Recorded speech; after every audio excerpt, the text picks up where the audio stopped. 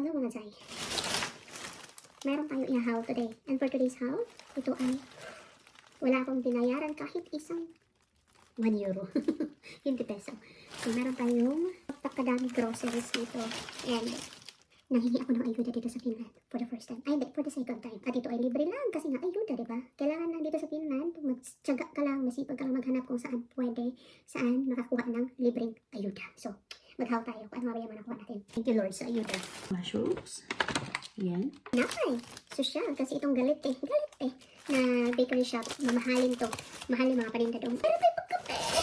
4 na bread na malaki, ganyan. Oh. Full milk. Bawat kimbot dito, kaya doon tayo, hanap tayo ng kung saan tayo makakalibre. Pang dessert natin, run bread torto. Ayan, pang dessert, this is a dessert. Pancake, mini cake. Isang paprika, Dalawang saging.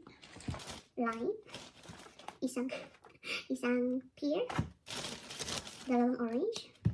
Diba? Ayuda. Anong hingit tayo ng ayuda? Ham. Slices of ham. Only in Finland.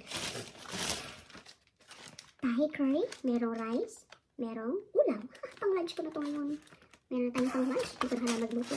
Ito ay lehtikali. Ano siya? Dahon ng cabbage. Yung ibang klase ng cabbage kasi marami namang klase ng cabbage. Brilliant pie. Ilan ba ito? Paborito ko ito. Ito yung pang mabilisan na pagkain sa morning breakfast. 2, 4, 6. Oh, 6 pieces. Mga tinapay ulit. Meron tayong 2, 4, 6 pieces of tinapay. Libre lang to. Lahat ng ito ay libre. Wala akong binayaran. Ayuda sa Finland. The best.